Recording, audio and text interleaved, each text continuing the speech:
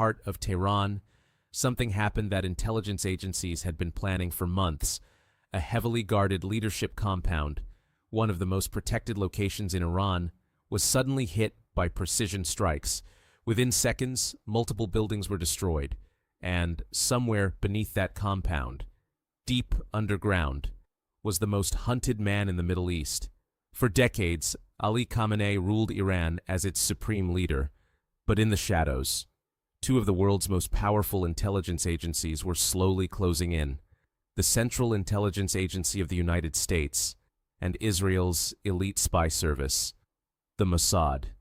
And what followed became one of the most intense intelligence hunts of the modern era.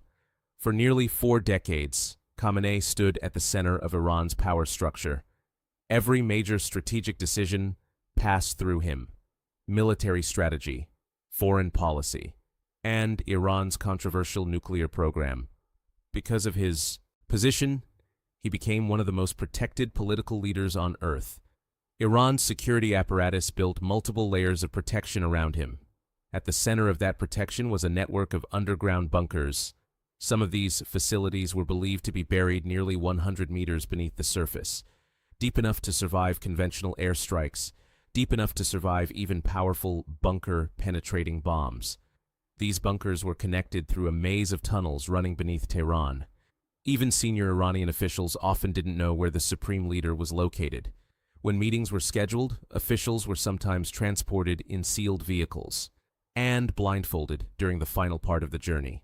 The goal was simple: no one could reveal the location, because no one truly knew it.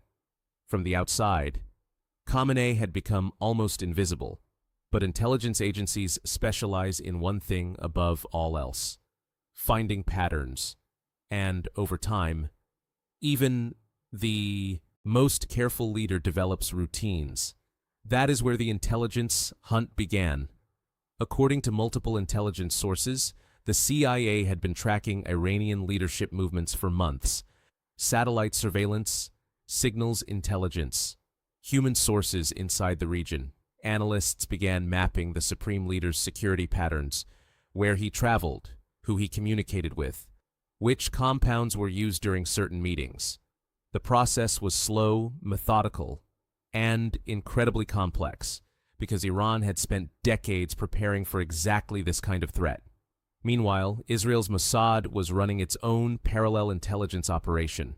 The agency had already carried out several high-profile operations across the Middle East, operations targeting militant leaders and senior commanders connected to groups like Hezbollah and Hamas.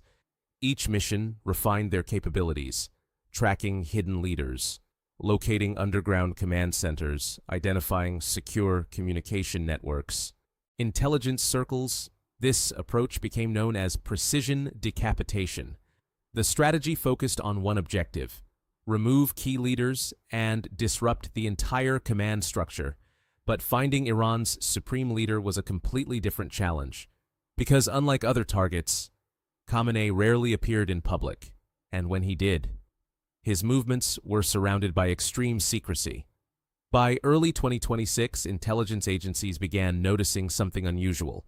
Several senior Iranian officials were scheduled to meet at a leadership compound in central Tehran.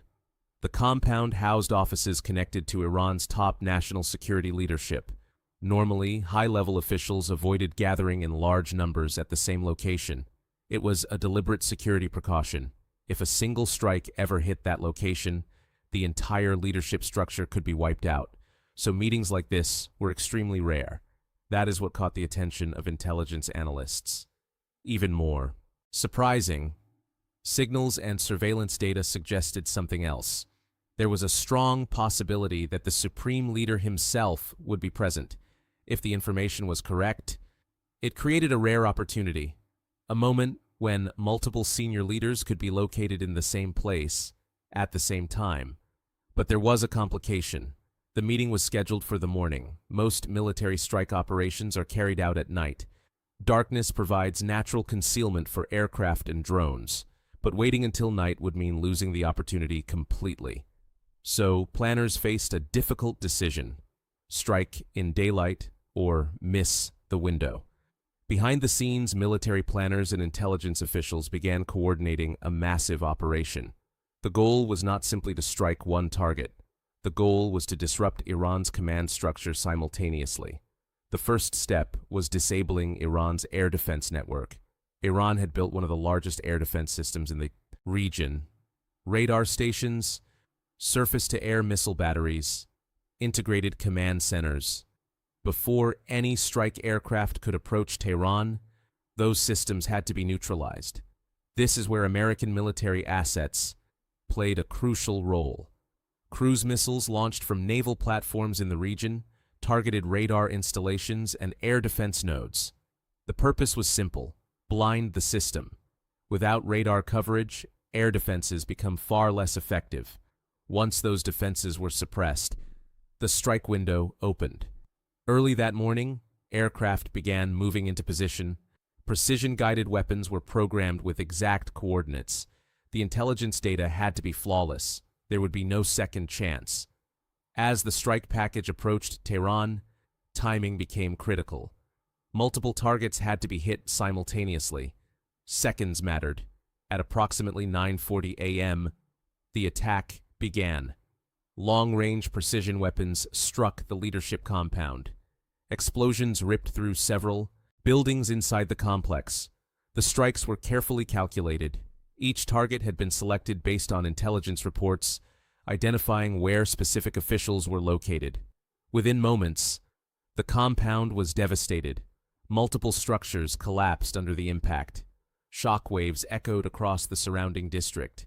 Inside the underground facilities, the blast effects were catastrophic. Even hardened structures are vulnerable when hit with sufficient force. Within minutes, reports began circulating through intelligence channels. The strike had successfully destroyed the leadership compound. Several senior Iranian military officials were believed to be inside the complex during the attack. Among them were commanders connected to Iran's military and security apparatus. The scale of the operation was unprecedented. Multiple high-value targets eliminated in a single coordinated strike. But the most important question remained: was the supreme leader among them? Initial reports were unclear. Iranian state media quickly denied that Khamenei had been harmed. Officials insisted he was safe. But intelligence agencies continued monitoring communications across the region. Gradually, the picture became clearer. Evidence began to confirm what analysts had suspected. The strike had indeed hit the location where the supreme leader had been present. For the first time in decades, the leadership structure of the Islamic Republic had been shaken at its core. The impact of the operation was immediate. Across Iran, reactions were mixed. Some mourned the loss of a leader who had dominated Iranian politics for decades. Others saw the moment as a turning point, a signal that the balance of power in the region could be shifting. For intelligence agencies, the operation demonstrated something profound. Even the most secretive leaders in the world leave traces: patterns, movements, signals. And in the age of satellites, cyber surveillance, and global intelligence networks, those traces can eventually lead to one place: the target.